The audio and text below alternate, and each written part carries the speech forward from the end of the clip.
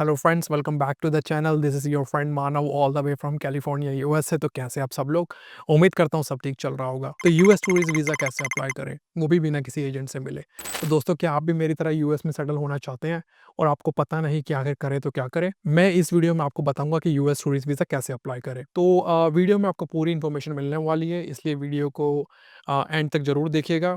वहीं अगर आप इंडिया में अगर किसी एजेंट से मिलोगे, तो वो सबसे पहले आपसे 40 से 50,000 रुपए की डिमांड करेगा। फिर उसके बाद कुछ होगा या नहीं, गॉड नोज़।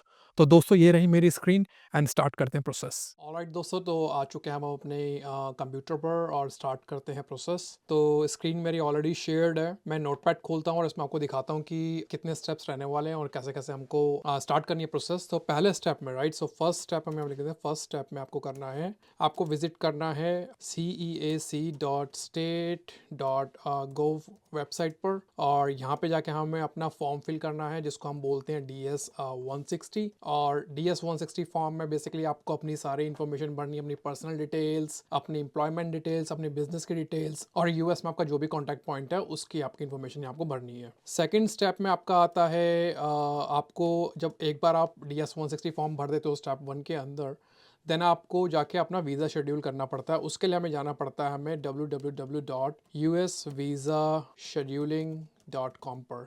तो यहाँ पे जाने के बाद आपका जो भी DS 160 फॉर्म है उसकी इन्फॉर्मेशन आपको यहाँ पे ऐड करनी है। फॉर एग्जांपल, जैसे आपका DS 160 फॉर्म का कन्फर्मेशन पेज, आपका पासपोर्ट नंबर वगैरह वगैरह। उसके बाद आपको अपना वीज़ा शेड्यूल करना है। वीज़ा शेड्यूल करने से पहले हमको एक फ़ीस भी पे करनी पड़ती है। जो फ़ीस रहने वाली है हमारी, वो रहने वाली है 15,540 रुपये, जिसमें आपको अपना बैंक अकाउंट यूज़ करना पड़ेगा। अगर आपके पास क्रेडिट कार्ड है तो आप क्रेडिट कार्ड यूज़ कर सकते हो, वहीं अगर आपके पास डेबिट कार्ड है तो डेबिट कार्ड यूज़ कर सकते हो।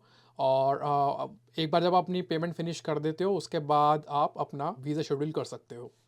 तो स्टार्ट करते हैं। सबसे पहले चलते हैं ceac.state.gov वेबसाइट पर, और यहाँ पे जाके स्टार्ट करते हैं अपना फॉर्म भरना। तो उसके लिए मैं खोल लेता हूँ अपना ब्राउज़र में मैं वेबसाइट को हिट करता हूँ।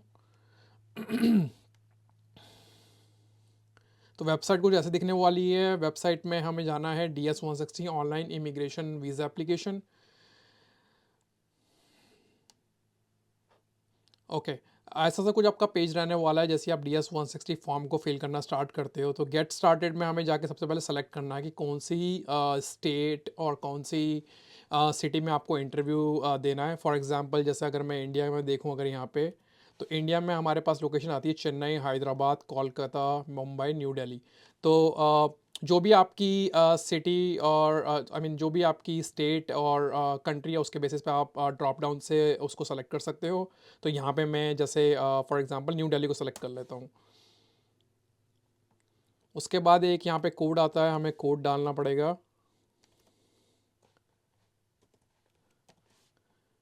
Okay, and then start a new application. तो जैसे आप स्टार्ट करते हो एप्लीकेशन पे, यहाँ पे आपसे वो कुछ इन्फॉर्मेशन मांगता है। इन्फॉर्मेशन इन द सेंस कि वो सिक्योरिटी क्वेश्चन आपसे मतलब सेट करने की कोशिश करता है। एक तो आपका ये एप्लीकेशन आईडी नंबर है। सबसे पहले हमारा काम ये करना है, हमें इस एप्लीकेशन आईडी को अपने नोटपैड पे सेव कर लेना है, ताकि आगे हमें जब भी ज़रूरत पड़े तो हम एप्लीकेशन आईडी को यूज़ कर पाएँ। क्योंकि ये जो वेबसाइट है ceac.state.gov, ये साइट बहुत जल्दी जल्दी टाइम आउट होती रहती है। जब आप अपनी इन्फॉर्मेशन भरनी स्टार्ट करते हो, तो मेक श्योर आप सेव करते रहे रेगुलरली। अगर आप सेव नहीं करते हो और सेशन टाइम आउट हो जाता है और आपके पास एप्लीकेशन आईडी भी नहीं है, तो आपको अपना फॉर्म भरना स्टार्टिंग से स्टार्ट करना पड़ेगा। ओके, तो अब हम यहाँ पे स्टार्ट करते हैं और एक सिक्योरिटी क्वेश्चन लगा देते हैं यहाँ पे। तो सिक्योरिटी क्वेश्चन में वो हमसे बोल रहा है, पहले हमें आई एग्री पे क्लिक करना पड़ेगा यहाँ पे, क्योंकि वो मुझे अलाउ नहीं करने दे रहा था सेलेक्ट करने के लिए सिक्योरिटी क्वेश्चन। और यहाँ पे आके मैं सेलेक्ट कर लेता हूँ इन व्हाट सिटी, और आई ओके, मैं चूज़ करता हूँ इन व्हाट सिटी और town what was your first job. Okay, कोई एक रैंडमली आंसर यहाँ पर लिख लेते हैं और यहाँ पे करते हैं कंटिन्यू।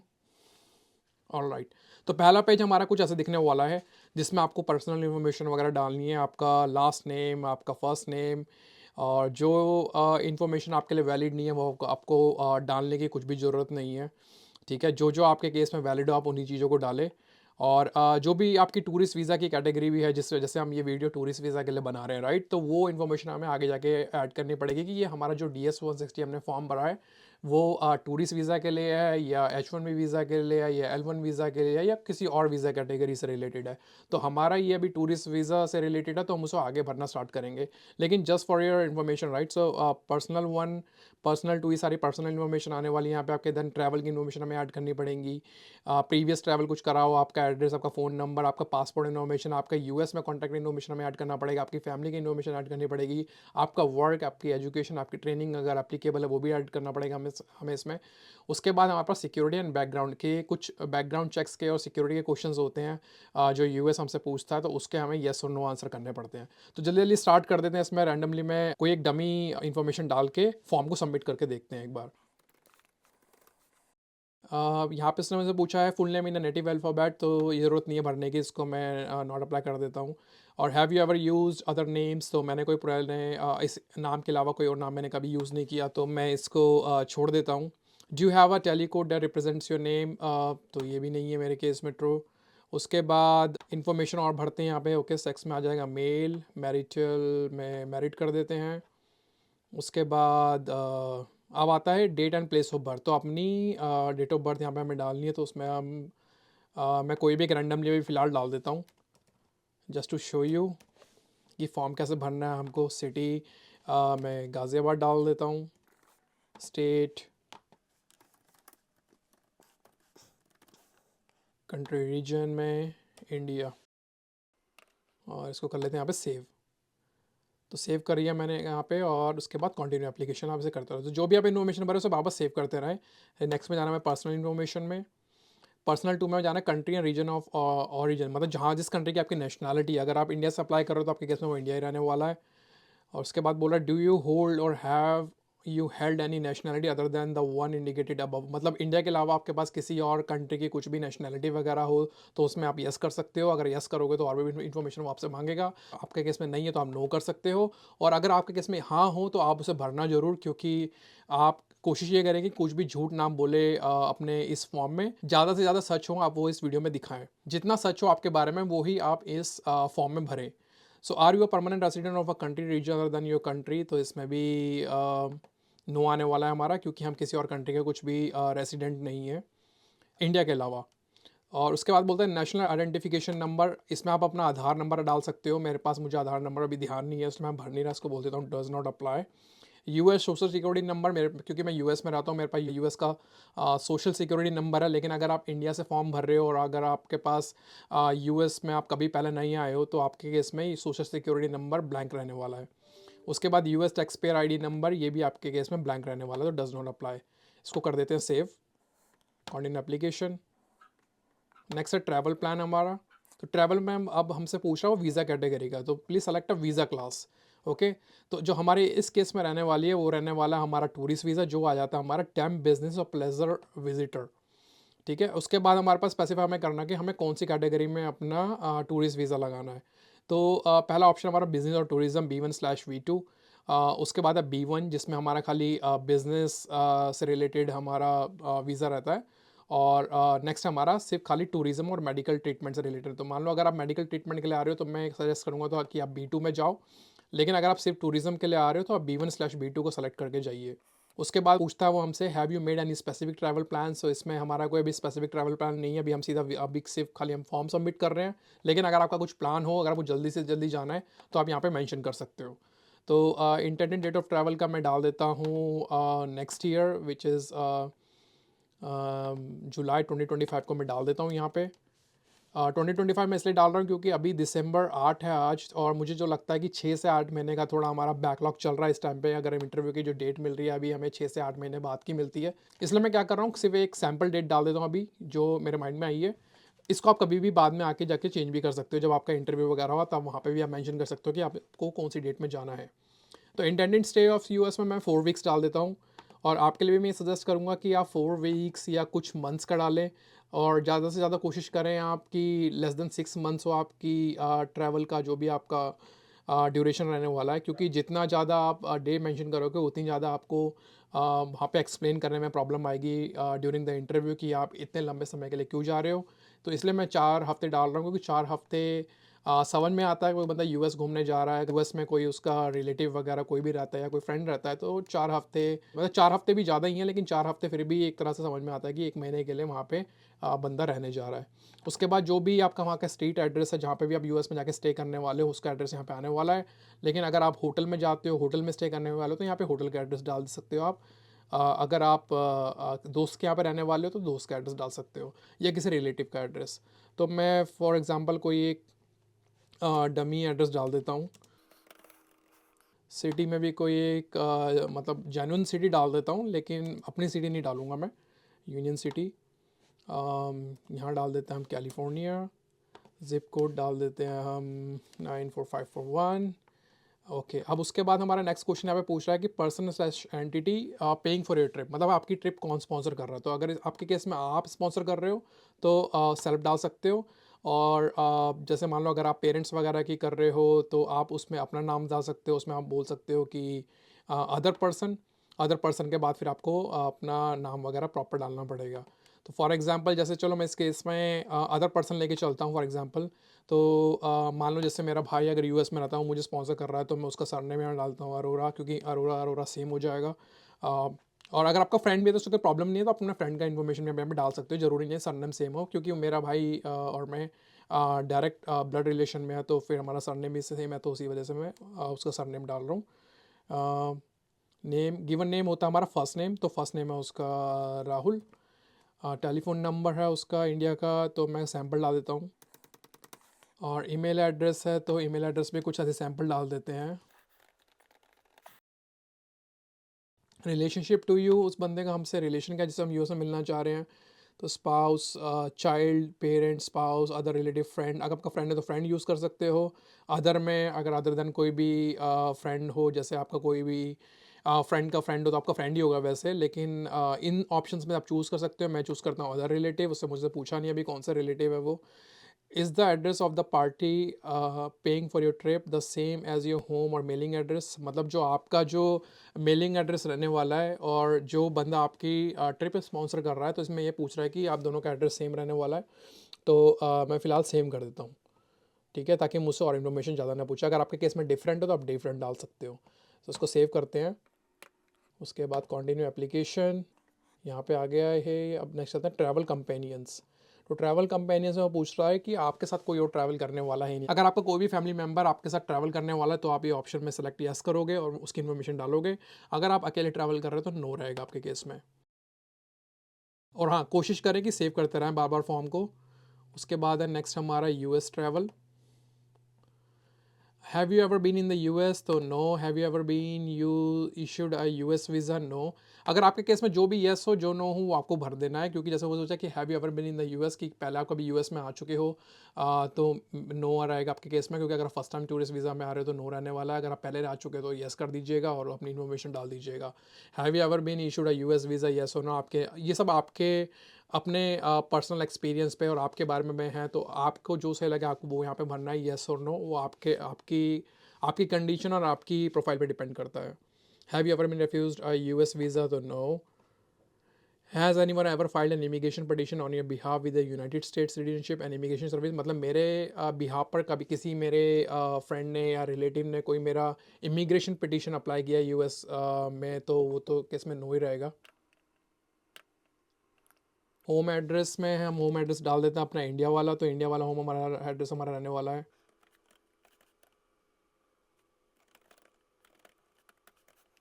सिटी में डाल देते हैं गाज़ियाबाद। कंट्री रीजन में इंडिया आ जाएगा हमारे पास। Is your mailing address the same as your home address, तो इसको यस कर दें ताकि ज़्यादा इन्फॉर्मेशन ना मांगे वो हमसे। तो इसको यस कर दिया हमने लोगों ने यहाँ पे। प्राइमरी फ़ोन नंबर में इसलिए मैं कोई डमी डाल देता हूँ। आपकी जो सही इन्फॉर्मेशन आप यहाँ पे डाल दीजिएगा। सेकंड फ़ोन नंबर में डज नॉट अप्लाई कर देता हूँ। वर्क फ़ोन नंबर में डज नॉट अप्लाई कर दो। अगर आपके केस में तो ज़रूर भरें। अगर आपके पास कोई भी आपका ऑफिस का नंबर है या आपका कोई बिज़नेस का नंबर, उसको ज़रूर डालें यहाँ पे। नेक्स्ट क्वेश्चन हमारा, have you use any other phone numbers in last 5 years. So अगर मैंने कोई लास्ट 5 ईयर्स में कोई दूसरा नंबर यूज़ नहीं किया तो मेरे केस में नो रहने वाला है। और अगर मैंने यूज़ किया तो यस करेंगे उस केस में।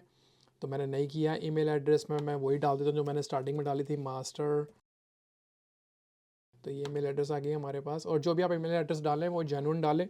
ताकि आपको कम्युनिकेशन करने में ईजी रहे, क्योंकि वो आपको ईमेल पे नोटिफाई करेंगे जब भी आपका इंटरव्यू आने वाला होगा। या फिर आपका जो भी DS-160 हम फॉर्म जो भर रहे हैं उसका कंफर्मेशन पेज वगैरह जो भी वो ईमेल से आएगा आपके पास, तो फिर आपको एक जेन्युइन ईमेल एड्रेस ही डालें।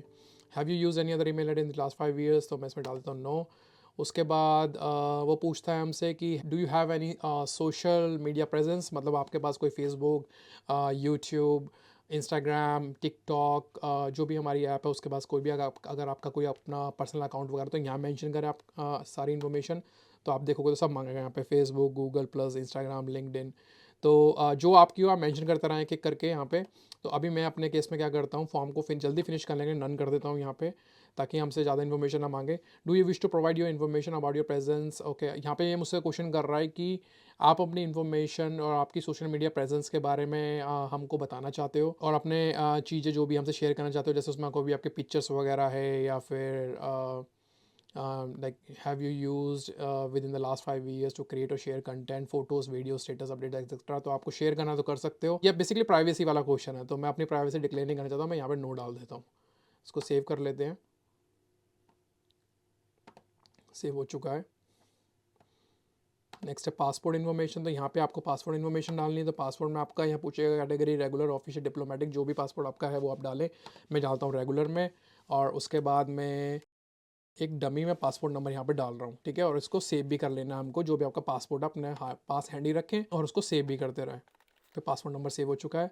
और पासपोर्ट बुक नंबर आपके पास है तो डाल लें, नहीं है तो डज नॉट अप्लाई, कोई ज़रूरत भी नहीं है इसकी। कंट्री इंडिया हो गई, सिटी में where the passport travel documentation, सारी इन्फॉर्मेशन आपकी पासपोर्ट में होगी, तो वहाँ से निकाल के आप यहाँ पे भर सकते हैं।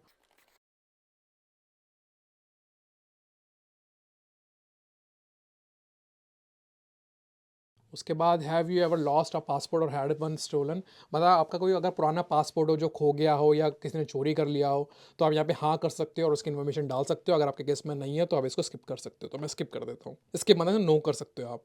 उसके बाद सेव किया इसको। उसके बाद हमको यहाँ पे डालना है नेक्स्ट US कॉन्टैक्ट इन्फॉर्मेशन। तो US में जो भी कॉन्टैक्ट इन्फॉर्मेशन हमारा, तो मैं वही डालता जो मैंने पहले डाला था। अरोरा, फर्स्ट नेम राहुल, जो मेरा ब्रदर है। उसकी ऑर्गेनाइजेशन नंबर अगर हमें पता हो, तो अगर वो उसका जो भी यहाँ पे काम करता है, कि जैसे मान लो वो गूगल के लिए काम करता है, मैं गूगल डाल देता हूँ। रिलेशनशिप टू यू, तो यहाँ पे हमें रिलेशन डालना है, तो रिलेशन में वो आ जाएगा हमारा एम्प्लॉयर, स्कूल, तो रिलेटिव आ जाएगा। जो आपके केस में ट्रू हो आप वो डाल सकते हो। उसके बाद उसका स्ट्रीट एड्रेस दोबारा मांग रहा है।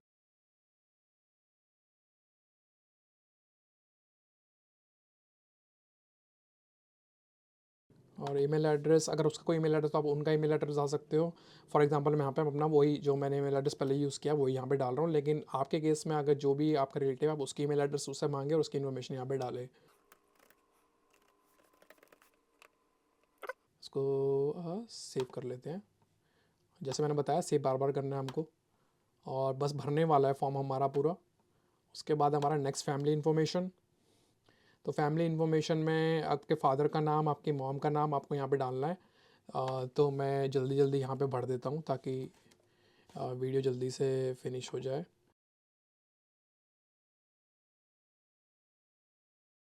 Is your father in the US, मतलब आपके पिताजी जो हैं वो US में है, या अगर नहीं है तो आप येस और नो कर सकते हो मेरे हिसाब से। उसके बाद मदर की इन्फॉर्मेशन, तो जो उनकी जेन्युइन डेट ऑफ बर्थ आपको पता है तो आप डाल सकते हो, नहीं पता तो आप डू नॉट नो भी कर सकते हो। डू नॉट नो करने से कुछ प्रॉब्लम नहीं है। Okay. Is your mother in the US, अगर हाँ है तो हाँ, अगर ना है तो ना। तो और उसके बाद बोला do you have any immediate relative not including parents in the US, मतलब आपका कोई डायरेक्ट रिलेटिव US में रहता हो अगर, तो उसकी इन्फॉर्मेशन यहाँ पे पूछ रहे हैं। डायरेक्ट रिलेटिव में आ जाते हैं, जैसे हमारे फियांसे हो गए, या हमारी वाइफ हो गई, या हमारे ब्रदर या सिस्टर हो सकते हैं, क्योंकि इन्होंने यहाँ पे खुद ही बोला है कि पेरेंट्स के अलावा कोई आपका इमीडिएट रिलेटिव रहता हो। तो अगर कोई रहता तो येस, अगर कोई नहीं रहता तो नो। तो जैसे मेरे केस में हमने लिया है कि हमारे US में एक जानने वाला है इमीडिएट रिलेटिव, तो उस केस में आप येस कर सकते हो इसको। तो अगर मैं येस करता हूँ तो यहाँ पे मुझसे मांगेगा उनका सरनेम। तो जैसे मैंने पहले डाला हुआ है, जिससे मैं मिलने जा रहा हूँ वो है अरोरा राहुल, जो कि मेरा भाई है। और रिलेशनशिप टू यू, अब यहाँ पे आ गया सिबलिंग, तो मतलब वो मेरा सिबलिंग है, राइट। और आपके केस में जो भी आप डाल सकते हो, आपका स्पाउस है, मतलब आपका हस्बैंड या आपकी वाइफ, फियांसे, ओके, आपका चाइल्ड, तो जो भी जिससे भी आप मिलने जा रहे हो उसका डाल सकते हो यहाँ पे। और उनका स्टेटस क्या है यूएस में, अगर वो सिटीज़न है, अगर वो PR पर हैं, या नॉन इमिग्रेंट है या अदर, या जिसके बारे में आपको पता नहीं है, तो आप जो भी ऑप्शन आपके केस में चूज़ कर सकते हो। तो मैं इस केस में उसका चूज़ कर लेता हूँ और यहाँ पे नेक्स्ट में आ जाता है स्पाउस की इन्फॉर्मेशन मांगने के लिए। अब यहाँ पे हमसे मांगेगा आपकी अगर आप मैरिड हो तो स्पाउस की इन्फॉर्मेशन आपको डालनी है, अगर आप मैरिड नहीं हो तो स्पाउस की इन्फॉर्मेशन नहीं डालनी। तो मेरे केस में मैंने मैरिड चूज़ किया था पहले फॉर्म में, तो मुझे ये डालना पड़ेगा। तो मैं यहाँ पे भी ऐसी एक सैम्पल इन्फॉर्मेशन डाल देता हूँ। उसके बाद spouse country and religion of origin, तो इसमें इंडिया से हैं तो इंडिया, अगर कहीं और से तो कहीं और की भी कंट्री का आ जाएगा। यहाँ पे स्पाउस प्लेस ऑफ बर्थ आपको अगर पता है तो डाल सकते हो, अदरवाइज़ आप डू नॉट नो भी कर सकते हो। कंट्री स्लैश रीजन तो जो भी आपको पता ही होना चाहिए किस कंट्री से है, तो वो मैंने यहाँ पे इंडिया कर दिया है। उसके पास स्पाउस का एड्रेस पूछेंगे तो आपका बोल सकते हो कि आप सेम एज आपका होम एड्रेस है या मेलिंग एड्रेस है, यूएस कॉन्टैक्ट एड्रेस है, या आपको पता नहीं तो आपके केस में जो फॉर्म भर रहे हैं तो सेम एज होम एड्रेस, जो हमारा घर का एड्रेस है वही मेरे वाइफ का भी एड्रेस है, उसको सेव कर देते हैं। उसके बाद कंटिन्यू एप्लीकेशन। उसके बाद होता है next work education and training. तो इस केस में बोलेगा आपकी ऑक्यूपेशन क्या है, जिसमें आपको अपनी बिजनेस और अपनी कंपनी के बारे में, और अगर आप नौकरी करते हो नौकरी के बारे में, अगर आप कुछ भी अपना पर्सनल काम करते हो, या फिर आप हाउस वाइफ या हाउस हस्बैंड जो भी हो आप, तो आपकी सारी इन्फॉर्मेशन हमें यहाँ पे डालनी है। तो जैसे अगर एक केस में अगर मुझसे पूछते हैं कि आप क्या करते हो, तो जैसे मेरे केस में आ जाता है मेरा कंप्यूटर साइंस, क्योंकि मेरा कंप्यूटर साइंस मेरा प्रोफेशनल है। लेकिन कुछ और मैं अलग से लेता हूँ ताकि आप लोगों को भी ईजी रहे हो भरने के लिए। तो आप कुछ भी ले सकते हो अपने आपके हिसाब से, यहाँ पे बहुत सारे ऑप्शन है आपकी जो भी आप काम करते हो उसके हिसाब से। तो मैं काम करता हूँ, मैं ले लेता हूँ इस केस में बिजनेस। चलो एक बार ना काम करते हैं, बिजनेस ही ले लेते हैं। ओके, बिजनेस अगर मैं ले लेता हूँ, उसके बाद बोलेगा प्रेजेंट एम्प्लॉयर और स्कूल ने अपने बिजनेस का नाम जो भी है। तो जैसे मान लो मैंने बिजनेस लिया है, तो मान लो मेरा अगर कोई रियल एस्टेट का बिजनेस है तो मैं डाल देता हूँ जैसे मेरे बिजनेस का नाम जो भी हो, तो मानव बिल्ड कॉम। उसके बाद मेरा जो भी एड्रेस जो मैंने पहले यूज़ किया था मैं उसको भी यूज़ कर सकता हूँ। मुझे ध्यान नहीं है मैंने क्या यूज़ किया था, 191-G Dwarika enclave. Okay, city हमारी थी गाज़ियाबाद, स्टेट थी हमारी Uttar Pradesh. Okay, zip code भी डाल देते हैं यहाँ पे 201005। फ़ोन नंबर फिर से यार डमी डाल देते हैं 4510। ओके, उसके बाद हमसे पूछता है आपने बिज़नेस कब स्टार्ट किया, तो जो भी आपने बिज़नेस जब भी स्टार्ट किया वो डाल सकते हो यहाँ पे। तो जैसे हम इस पर फॉर एग्जांपल मैं एक डाल देता हूँ 2015 डाल देता हूँ, हमारे 2015 से हमारा बिज़नेस चल रहा है। और उसके बाद जो भी आप मंथली आप कमाते हो आप वो डाल सकते हो यहाँ पे। तो मंथली में फॉर एग्जांपल मैं डाल देता हूँ 50,000 अगर मैं कमाता हूँ उस बिज़नेस से। उसके बाद आपको अपनी बिज़नेस का ड्यूटीज़ डिफाइन करनी है यहाँ पे, राइट। तो बिज़नेस में आप क्या क्या कर सकते हो। तो बिज़नेस में आप जैसा आपका हमने डाला कि हम रियल इस्टेट में, तो रियल इस्टेट में हम क्या क्या कर सकते हैं। हम प्रॉपर्टी खरीदते हैं, प्रॉपर्टी बेचते हैं, लोगों को प्रॉपर्टी दिलवाते हैं, प्रॉपर्टी को फ्लिप करते हैं। मतलब कि मान लो कोई हमने बेकार सी प्रॉपर्टी खरीदी, उसको थोड़ा ठीक करा, अच्छा करके बेचा आगे अच्छे प्रॉफिट पे, तो वो सारे काम करते हैं हम लोग, राइट, रियल इस्टेट में। या फिर किसी और कंपनी के साथ कोलैब करते हैं, दो चार रियल इस्टेट के बंदे मिल जाते हैं और मिल के हम क्या कहते हैं अपार्टमेंट्स वगैरह बनाते हैं, उसको एक एक करके बेचते हैं। तो वो सब हमें यहाँ पे मेंशन करना है। तो जैसा हम लिख सकते हैं यहाँ पे okay I sell apartments. Okay, I sell apartments in Delhi NCR. Okay, तो आपकी पूरी डिटेल्स लिखनी है आपको। ओके, उसके बाद आई फ्लिप द अपार्टमेंट्स। आपको जैसे भी लिखना है आप उस हिसाब से लिख सकते हो, लेकिन कोशिश ये करेंगे आप किसी से इंग्लिश में लिखवा लें, क्योंकि वहाँ पे जो भी एम्बेसी में जो भी इसको रीड करेगा वो आपका इंग्लिश में ही रीड करेगा, क्योंकि उसे हिंदी समझ में आएगी नहीं। तो इसे आप कोशिश ये करें कि इसको इंग्लिश में लिखें, लेकिन वहाँ पे जब बात करोगे तो उसके लिए आपको ट्रांसलेटर मिल जाता है। लेकिन कोशिश ये करें कि यहाँ पे अपनी जो भी रिस्पॉन्सिबिलिटीज़ है, जो भी ड्यूटीज़ है, उसको इंग्लिश में लिखें। तो इसमें लिख रहा हूँ मैं जैसे I sell apartment Delhi NCR, I flip the apartments and sell them on higher prices. उसके बाद I help people for finding the apartments or houses for renting purpose. Okay, I collab with other real estate to build apartments, houses, factories, etc. Okay, and then I build houses on empty lands and sell them on higher prices. तो इस तरह से आपकी जो भी आपकी duties हो आप उस चीज़ों को लिखें। अगर आप गूगल भी करोगे तो आपको काफ़ी सारी ड्यूटीज़ मिल जाएंगी अपनी रियल स्टेट से रिलेटेड और जो भी आप बिज़नेस करते हो। ठीक है, इसको सेव कर देते हैं नहीं तो टाइम आउट ना हो जाए। ओके, टाइम आउट नहीं हुआ। आगे बढ़ते हैं तो हमने रिस्पॉन्सिबिलिटी डाल चुके हैं सारे के सारे। उसके बाद work duration, okay, were you previously employed, मतलब जो भी आप काम करो उससे पहले अगर आप कुछ काम करते तो अगर आपके किस में अगर वो हाँ है तो उसको येस कर दें, अगर नहीं है तो ना कर दें। तो जैसे मैं डाल देता हूँ कि मैंने 2015 से स्टार्ट किया, उससे पहले मैं कुछ नहीं करता था। Have you attended any educational institution at a secondary level और अबव, मतलब कि आपने 9th 10th 11th 12th और उससे ऊपर अगर आपने कोई भी कॉलेज या यूनिवर्सिटी अटेंड करी है तो उसके केस में आपके केस में हाँ रहने वाला है। अगर आपने नहीं करी तो ना रहेगा आपके केस में। तो जैसा अगर मैं येस करता हूँ यहाँ पे तो आपसे सारी इन्फॉर्मेशन पूछेगा, आपका नेम ऑफ द इंस्टीट्यूशन, आपको सब कुछ वहाँ का एड्रेस वगैरह सब डालना पड़ेगा। अच्छी बात यह है कि वो आपसे मार्क्स नहीं पूछ रहा आपने कितने मार्क्स लिए हैं या कैसे आपने पास आउट किया है।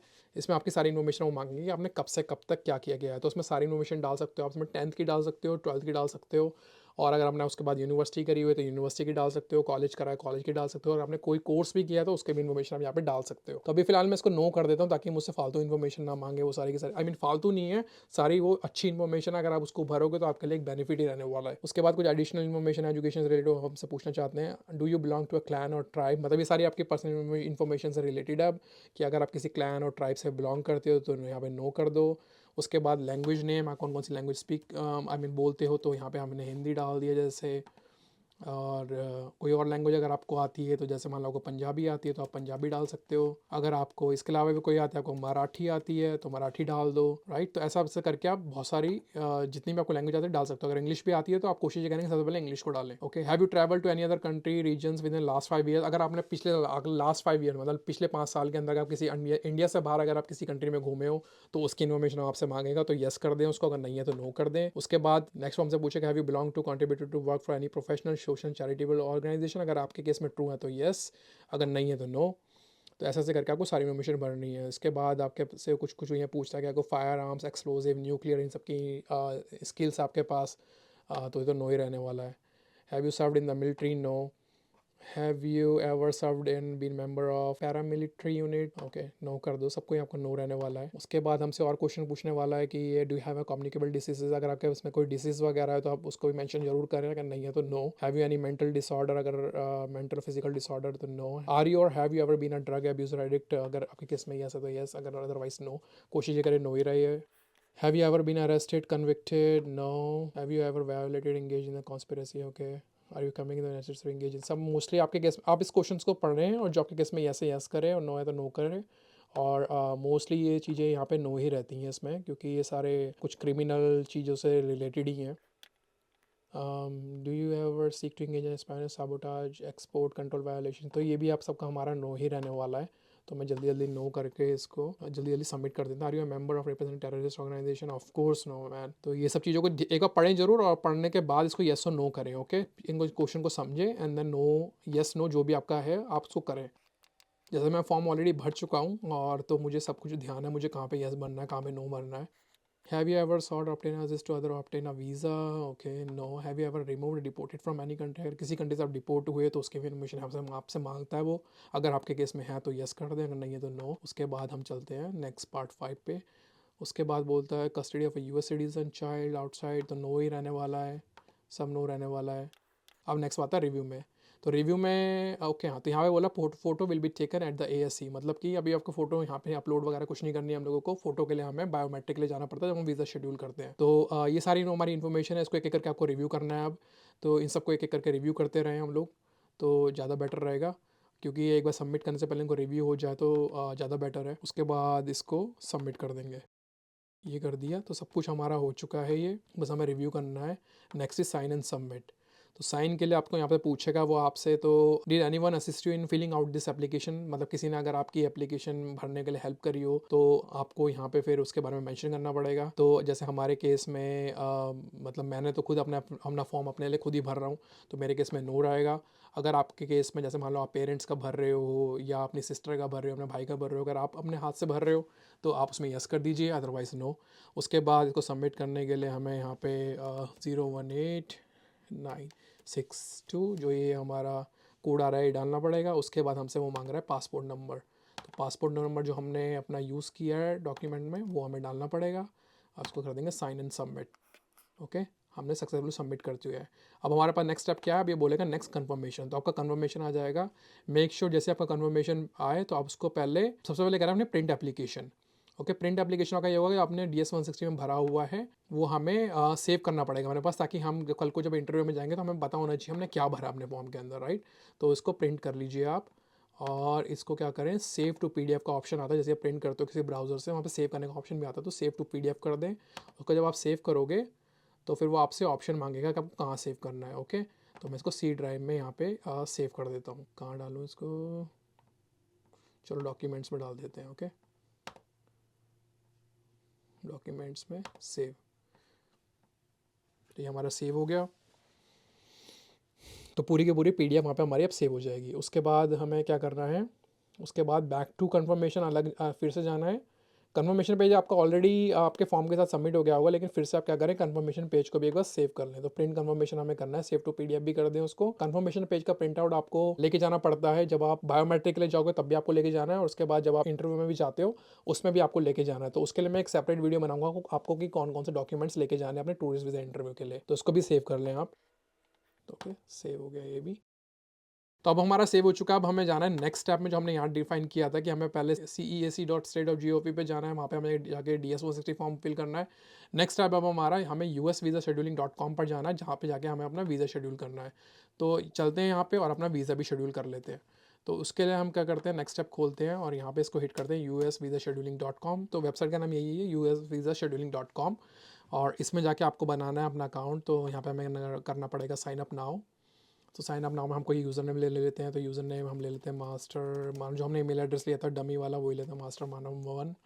उसके बाद अपना कोई भी जो आपको पासवर्ड है वो चूज़ कर सकते हो आप, और मेक श्योर आप ये करेंगे आपका जेन्युइन ईमेल एड्रेस यूज़ करें, क्योंकि वो आपसे यहाँ पे वेरिफिकेशन हमें कर्म से करवाएगा।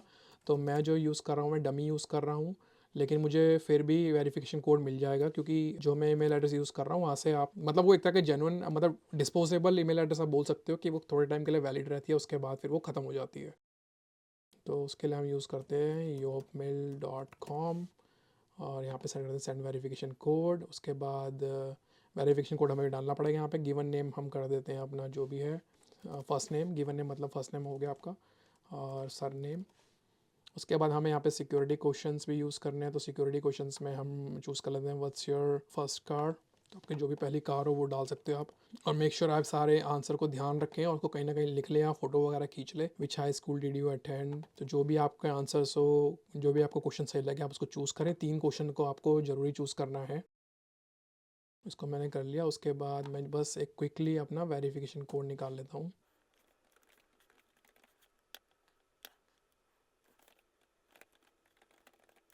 तो ये ईमेल एड्रेस मेरी लॉन्च कर देगा यहाँ पे, और ये मुझे वेरिफिकेशन कोड आया वहाँ से। तो वेरिफिकेशन कोड को हमें डालना है यहाँ पर, और हमें कर देना है create. So not now, save मत करो अभी। Claim not verified email address master मानव1@hotmail.com। ओके, वेरीफाई कोड करो पहले यहाँ पे। ओके, वेरीफाई हो गई ईमेल एड्रेस। उसके बाद then create. Okay, account create हो गया हमारे यहाँ पे। अभी हमसे लॉगिन के लिए बोल रहा है, तो हम वही लॉगिन यूज़ करते हैं। उसके बाद आपका जो भी आपने पासवर्ड चूज़ किया हो, उसके बाद ये जो इमेज आ रही है इसको डालना पड़ेगा यहाँ पे। O9RM साइन इन के बाद हमसे वही है जो सिक्योरिटी क्वेश्चन हमने चूज़ किया था हमसे पूछने लग गया। तो what high school did you attend, तो जो मैंने डाला था वही डाल देता हूँ। उसके बाद व्हाट सिटी और town was your first job. Okay, मुझे ध्यान है ये भी। तो अकाउंट हमारा क्रिएट हो चुका है। तो अब देखते हैं आगे हमें क्या दिखाएगा।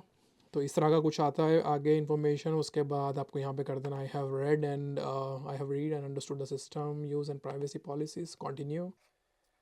उसके बाद हमसे कुछ कुछ इन्फॉर्मेशन हमें मांग रहा है, तो उसको हम कर देते हैं अपडेट। तो जैसे प्रेफर्ड लैंग्वेज इंग्लिश कर दी है मैंने यहाँ पे। कॉन्टैक्ट ईमेल एड्रेस को ज़रूरी नहीं है। कंट्री में हम डाल देते हैं इंडिया।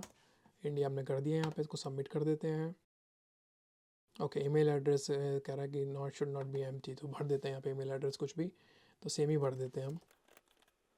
आप कोशिश यही करें कि अपनी जनरल ईमेल एड्रेस यहाँ पे डालें। एक आपको दिखा रहा हूँ कि हमें फॉर्म कैसे भरना है, कैसे सबमिट करना है। ओके, तो सब कुछ फिनिश करने के बाद कुछ ऐसा दिखेगा। उसके बाद हमें करना है यहाँ पे स्टार्ट एप्लीकेशन। इन्फॉर्मेशन हमारे पास ऑलरेडी पॉपुलेटेड होकर आ ही रही है। Country from which you are applying, first name, last name, country of birth यहाँ पे हमसे पूछ रहा है तो उसको कर देते हैं हम यहाँ पे। Okay, gender. उसके बाद आपका जो भी फ़ोन नंबर हो आप यहाँ डाल सकते हो। मोबाइल नंबर है तो मोबाइल नंबर डाल सकते हो। तो ये भी हो गया हमारा। ईमेल एड्रेस हमारी ऑलरेडी पॉपुलेटेड आ रही है। उसके बाद मेलिंग एड्रेस आपका जो भी है आप डालने, इसमें जो भी आपका जेन्युइन है वो आपको डालना है, क्योंकि कल को मान लो आपका अगर वीज़ा लग जाता है तो आपको अपना मेलिंग एड्रेस वगैरह यहाँ पे अपलोड करना मतलब होना चाहिए, ताकि वो अगर आपका पासपोर्ट आपको डिलीवर करना, अगर आप ऑप्शन चूज़ कर दो कि पासपोर्ट मेरे घर डिलीवर हो जाए, तो उसका आपको कुछ आई थिंक एक्स्ट्रा पे करना पड़ता है। तो उसके लिए आपका यहाँ पे mail address up to date होना चाहिए।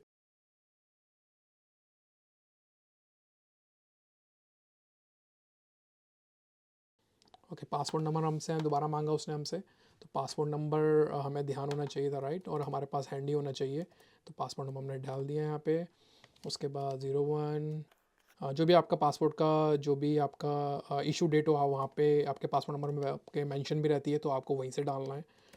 तो मैं जो मैंने गेस किया था मैं वही डाल देता हूँ जो मुझे ध्यान है। उसके बाद आपकी जो भी नेशनैलिटी आपको वो डालनी है यहाँ पे, जो कि अगर आप इंडिया से अप्लाई कर रहे हो तो इंडिया से, अगर आप जिस भी कंट्री से अप्लाई कर रहे हो वो आपको यहाँ पे ड्रॉप डाउन में आ जाएगा। उसके बाद हम करते हैं सबमिट। ओके, सबमिट होने के बाद वो हमसे पूछ रहा है कंट्री इंडिया, हमारा वीज़ा टाइप क्या है, तो वीज़ा टाइप हमारा पूछता है नॉन इमिग्रेंट और इमिग्रेंट। तो जो भी हमारा टूरिस्ट वीज़ा है या भी कोई वर्क वीज़ा है वो सारे मोस्टली नॉन इमिग्रेंट में आते हैं। इमिग्रेंट मतलब आप डायरेक्टली इमिग्रेट हो रहे हो, तो उसके लिए वो डिफरेंट कैटेगरीज होती है वीज़ा की, लेकिन हमारा जो टूरिस्ट वीज़ा कैटेगरी है वो नॉन इमिग्रेंट में, तो नॉन इमिग्रेंट हम यहाँ पे डाल देंगे। उसके बाद ये हमसे पूछ रहा है एम्बेसी कॉन्सुलेट ऑफिस। ओके, तो इसमें हमें डालना है कि आप जिस भी स्टेट में रहते हो तो आपके आसपास की जहाँ पे भी आपका एम्बेसी अवेलेबल हो उसके हिसाब से हमें यहाँ पे चूज़ करना है। तो फॉर एग्जाम्पल अगर हम दिल्ली में तो दिल्ली यूज़ कर लेंगे, अगर आप मुंबई से तो मुंबई यूज़ कर सकते हो। सिमिलरली कोलकाता से आसपास हो तो कोलकाता, हैदराबाद के आसपास हो तो हैदराबाद, चेन्नई के आसपास हो तो चेन्नई, तो मैं दिल्ली यूज़ कर लेता हूँ यहाँ पे। उसके बाद बोलता है हमसे पोस्ट वीज़ा कैटेगरी, तो वीज़ा कैटेगरी हमें इसमें बतानी है हमारी जो थी बिजनेस और टूरिज्म वाली। ओके, वीज़ा प्रायोरिटी भी आप यहाँ पे डाल सकते हो, तो अभी तो यहाँ पे इंग्लिश ही आ रही है। और उसके बाद यहाँ पे फिर वीज़ा के ऑप्शन देता है हमारे पास कि journalist, treaty traders, victim of human trafficking. तो ये सारी वीज़ा कैटेगरीज भी हैं हमारे पास, जिसके बारे में भी हम बात कर सकते हैं आगे चल के। तो फ़िलहाल तो मैं चलता हूँ जल्दी जल्दी हमारा ये फॉर्म सबमिट करता हूँ। हमने जो आई थिंक चूज़ किया था वो था B1/B2, तो उसी को हमने यूज़ कर लिया यहाँ पे। उसके बाद हमें यहाँ पे डालना अपने DS160 का कन्फर्मेशन नंबर ना, जो हमने पहले आई मीन DS160 स्टेप 1 में जो फॉर्म भरा था हमने उसका नंबर सेव किया था यहाँ पे। तो मैं इसको उठा लेता हूँ यहाँ से और इसको डाल देते हैं यहाँ पर और कर देते हैं नेक्स्ट। ओके, अब उसके बाद पूछ रहा हमारा are you citizen of India or Bhutan, तो हम हाँ इंडिया के सिटीज़न हैं हम, तो उसको येस कर देते हैं। उसके बाद पूछता है are you under 14 years of age, मतलब मैं 14 साल का कम तो मैं हूँ नहीं, तो मैं इसको नो कर देता हूँ। उसके बाद are you 80 years of age or older, मैं 80 साल से ज़्यादा का तो हूँ नहीं अभी, तो मैं इसको नो कर देता हूँ। उसके बाद do you have a previous US visa in any class issued on और आफ्टर योर 14th बर्थडे, कि मतलब मेरे पे कोई पहले 14 साल के बाद, मतलब 14 साल की एज के बाद मेरे पास कोई US का वीज़ा था, तो मैं अगर मेरे पास नहीं था तो नहीं, अगर हाँ था तो हाँ भर सकते हो आप, तो आपके प्रोफाइल के बेसिस पे सब कुछ। उसके बाद बोल रहा है कि आपको कोई डिपेंडेंट ऐड करना है साथ में तो कर सकते हो। उससे बेनिफिट ये रहता है कि आप सब जितने में आपके डिपेंडेंट हो आप साथ में सबका इंटरव्यू शेड्यूल कर सकते हो, एक ही दिन सब लोग साथ में जा सकते हो। मेरे केस में मैं अकेला हूँ तो मैं मेरे केस में नेक्स्ट हो जाएगा यहाँ पे। अगर आपके केस में तो आप ऐड कर सकते हो, जैसे आपके स्पाउस, आपके बच्चे, आपके मम्मी पापा या आपके भाई बहन। उसके बाद हमसे पिकअप ऑप्शन पूछ रहा है कि जैसे मान लो अगर आपका वीज़ा अगर अप्रूव कर देते हैं, जब हमारा इंटरव्यू होता है उसके बाद अगर हमारा वीज़ा अप्रूव हो जाता है तो आपका पासपोर्ट रख लेते हैं। फिर वो पासपोर्ट डिलीवरी का यहाँ पे ऑप्शंस पूछे कि आपको पासपोर्ट कैसे चाहिए, तो प्रीमियम डिलीवरी का ऑप्शन इसमें आपको कुछ पे करना पड़ेगा, या फिर प्रीमियम लोकेशन या फिर पिकअप। तो मोस्टली लोग पिकअप यूज़ करते हैं ताकि वो जाके पिक कर लें। लेकिन अगर मान लो आप किसी और स्टेट से आए हो और दिल्ली में इंटरव्यू देने के लिए, जैसे मान लो अगर आप उत्तर प्रदेश में कहीं दूर रहते हो और आप नहीं चाहते कि मैं पिकअप करने आऊँ, क्योंकि आपका जो पासपोर्ट आपको मिलता है 2 या 3 दिन के बाद मिलता है, वो आपको बता देंगे कि आपको कब आपका पासपोर्ट मिलेगा, ठीक है। तो उसको इसमें अगर पिकअप करने नहीं आ सकते तो आप डिलीवरी ले सकते हो, जिसका आपको पे करना पड़ता है। तो मैं यहाँ पे पिकअप कर देता हूँ फिलहाल यहाँ पे, और पिकअप के लिए मैं डाल देता हूँ जैसे दिल्ली ही डाल देते हैं यहाँ पे। ओके, उसके बाद देखो यहाँ पे अब सारी पूरी फ़ीस बन के आ चुकी है हमारे पास। खाली अब मैंने अपने लिए वीज़ा अप्लाई किया है, तो वन एक बंदे का है 185 USD, और आई थिंक 84 से उन्होंने मल्टीप्लाई कर दिया यूएसडी को, तो 15,540, मतलब कि ये आपकी वीज़ा की फ़ीस है यूएस टूरिस्ट वीज़ा की। और वहीं अगर आप किसी एजेंट के पास जाते हो तो वो आपसे 40 से 50 हज़ार की डिमांड कर लेता है। तो देख रहे हो कितना सस्ता होता है यूएस का वीज़ा। बस ये है कि आपको इंटरव्यू में अच्छा परफॉर्म करना है और थोड़ा प्रैक्टिस करके जाना है। उसके लिए भी मैं अलग से आपको वीडियो बना बना के देता रहूँगा कि अगर आपको टूरिस्ट वीज़ा में इंटरव्यू देना है तो कैसे देना है, क्या क्या डॉक्यूमेंटेशन लेके जाना है, क्या आप बोल सकते हो वहाँ पे, क्या किस तरह के क्वेश्चन हो सकते हैं, उस तरह की मैं वीडियो आपके लिए बनाने वाला हूँ। तो कहने का मतलब ये है कि 15,540 आपको पे करना है, इसके अलावा आपको कुछ और पे नहीं करना। और पेमेंट टाइप यहाँ पे आपसे पूछा कि कैसे पे करने वाले हो आप, तो city bank cash, VFS credit debit card, VF UPI, तो जो भी आपका केस में एप्लीकेबल है आप वो यूज़ कर सकते हो। जैसे मैं VFS credit debit card use कर लेता हूँ क्योंकि मोस्टली इंडिया में लोगों के पास डेबिट कार्ड तो होता ही होता है, राइट।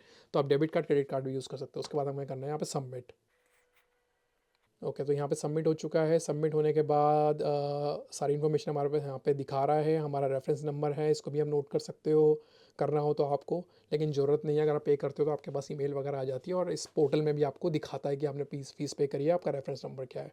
तो 15,540, तो ये हमें ध्यान रखना है कि हमें किसी एजेंट से काम नहीं करवाना, हमें खुद काम करना है और 20-30 हज़ार हमारे बच जाएंगे उसमें। तो हम सारा काम खुद कर रहे हैं यहाँ पे, क्योंकि एजेंट भी कभी आपकी हेल्प नहीं करेगा कि इंटरव्यू कैसे क्लियर करना है। इंटरव्यू सब आपके ऊपर रहता है कि कैसे क्लियर करना है आपको। थोड़ा स्लो है यहाँ पे, तो इस तरह से दिखा रहा है। उसके बाद आपको यहाँ पे अपना फर्स्ट नेम डाल देना, तो मैं डाल देता हूँ। ओके, ईमेल एड्रेस मैं वही डाल देता हूँ जो मैंने यूज़ की थी। ओके, तो यहाँ पे कर देते हैं प्रोसीड टू पे।